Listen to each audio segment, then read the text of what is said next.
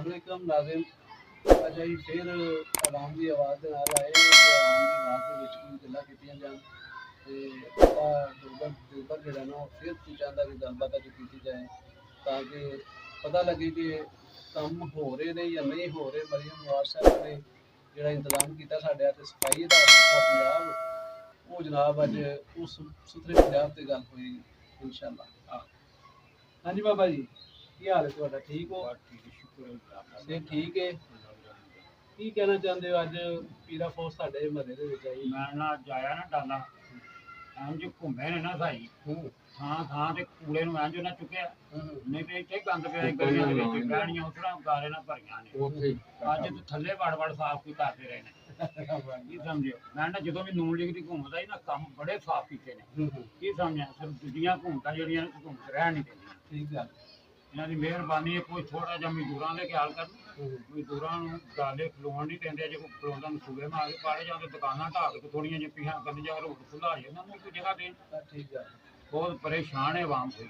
ਠੀਕ ਹੋ ਗੱਲ ਇਹ ਵੇ ਕਿ ਆਪਣਾ ਬਾਬਾ ਡੋਗਰ ਸਾਹਿਬ ਨੇ ਦੱਸਿਆ ਹੈ ਕਿ ਦੁਨੀਆ ਦੇ ਮਸਾਇਲ ਤੇ ਹੱਲ ਹੋ ਰਹੇ ਨੇ, ਉਹਦੇ ਨਾਲ ਇੱਕ ਮਸਾਇਲ ਹੋਰ ਪੈਦਾ ਹੋ ਰਿਹਾ ਜਿਹੜਾ ਇਹ ਕਹਿ ਰਹੇ ਨੇ ਕਿ ਸਾਡੀ ਅਸੀਂ ਮਜ਼ਦੂਰੀ ਕਰਨੇ ਆ ਬਾਹਰ ਰੋਡ ਦੇ ਉੱਤੇ ਗੱਡੀਆਂ ਵਗੈਰਾ ਖਿਲਾਰਨੇ ਆ ਡਾਲੇ ਵਗੈਰਾ, ਉਹਨਾਂ 'ਚ ਸਮਾਨ ਵੇਚਦੇ ਆ ਤੇ ਉਹ ਸਾਨੂੰ ਖਲੋਣ ਨਹੀਂ ਦਿੰਦੇ। ਉਹਦੇ ਵਾਸਤੇ ਜਗ੍ਹਾ ਦਿੱਤੀ ਜਾਏ ਤੇ ਬਾਬਾ ਜੀ ਉਹਨਾਂ ਜਗ੍ਹਾ ਥੋੜੀ ਦਿੱਤੀ ਵੀ ਹੈ।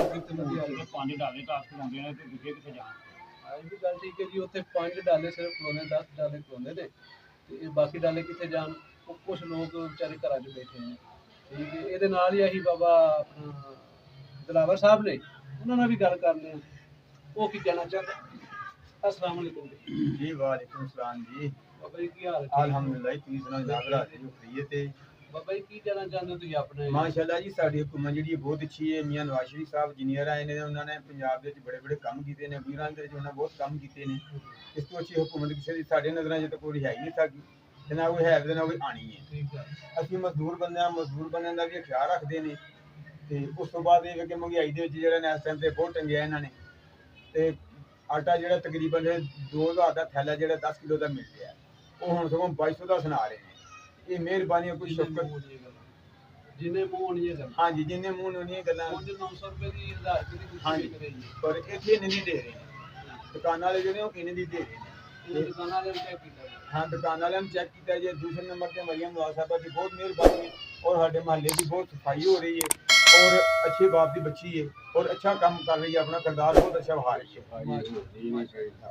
मरियम नवाज ਨੂੰ ਸਾਡੇ ਵੱਲੋਂ ਵੈਲਕਮ 1000 ਦਫਾ, ਕਿਉਂਕਿ ਸਾਡੀ ਵੀ ਧੀ ਹੈ ਤੇ ਬਹੁਤ ਅੱਛਾ ਕੰਮ ਕਰ ਰਹੀ ਹੈ ਪੰਜਾਬ ਦੇ ਵਿੱਚ।